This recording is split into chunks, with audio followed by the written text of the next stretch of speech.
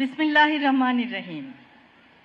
সম্মানিত সভাপতি কামরুজ্জামান চৌধুরী, সচিব স্বাস্থ্য ও পরিবার কল্যাণ মন্ত্রণালয়, সম্মানিত প্রধান বক্তা ডাক্তার এম.এ. মোহিত এমপি, মাননীয় প্রতিমন্ত্রী স্বাস্থ্য ও পরিবার কল্যাণ মন্ত্রণালয়, মাননীয় প্রতিমন্ত্রী মিস ফারজানা শারমিন এমপি, মাননীয় প্রতিমন্ত্রী মীর শাহ আলম, মাননীয় প্রতিমন্ত্রী জনাব জুনায়েদ সাকি,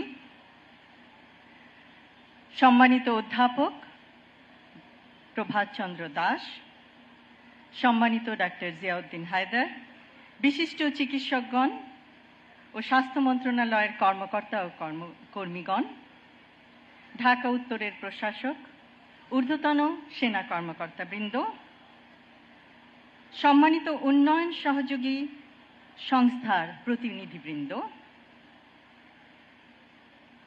আমার প্রিয় ও সম্মানিত করাইল এলাকার অধিবাসী এবং আমার স্নেহের শিশু কিশোররা, আসসালামু আলাইকুম। পরম শ্রদ্ধাভরে স্মরণ করছি শহীদ রাষ্ট্রপতি জিয়াউর রহমান এবং আপসহীন দেশনেত্রী বেগম খালেদা জিয়াকে। শিশুরাই জাতির ভবিষ্যৎ। কোনো প্রতিবন্ধিতা যেন শিশু কিশোরদের যোগ্য নাগরিক হিসেবে গড়ে ওঠার ক্ষেত্রে প্রতিবন্ধকতা না হয়, সেই লক্ষ্যে আজ করাইলে শিশু স্বর্গ প্রকল্পের আরম্ভ। আমি এই প্রকল্পের উদ্বোধনী ঘোষণা করছি। বর্তমান সময়ে বিজ্ঞানের সহায়তায় প্রয়োজন সঠিক ও সময়োপযোগী সহযোগিতা। নির্দিষ্ট সময়ে চিকিৎসা প্রদান করে বিশেষভাবে সক্ষম শিশু কিশোরদের সুপ্ত প্রতিভা বিকাশ সম্ভব। শিশু স্বর্গ প্রকল্প শিশু কিশোরদের মায়েদের জন্য সৃষ্টি করবে সাপোর্ট গ্রুপ।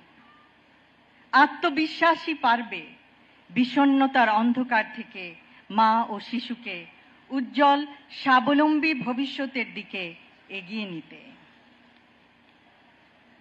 প্রতিবন্ধী বান্ধব জাতীয় নাগরিক সেবা গঠনের প্রয়াস।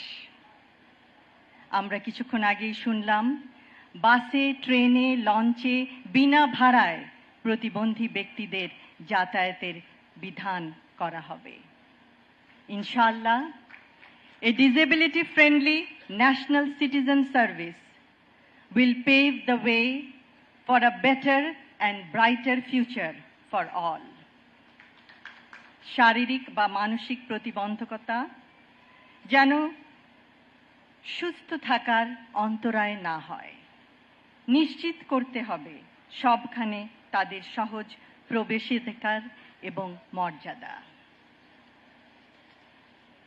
সবশেষে আমি শিশু স্বর্গ প্রকল্পের সাথে জড়িত সকল সদস্যকে জানাই আমার আন্তরিক ধন্যবাদ। ধন্যবাদ জানাই স্বাস্থ্য মন্ত্রণালয়ের এবং স্বাস্থ্য অধিদপ্তরের সকল সদস্যকে, যাদের অক্লান্ত প্রচেষ্টায় আজকের এই আয়োজন সম্ভব হয়েছে। আমরা আশা করব প্রতিটি শিশু, সে বিশেষভাবে সক্ষমতা লাভ করলেও সে হবে তার পরিবারের জন্য, সমাজের জন্য, দেশের জন্য অনুকরণীয়, অনুসরণীয় এবং অনুপ্রেরণা দিবে সবাইকে। ধন্যবাদ সকলকে। আল্লাহ হাফেজ।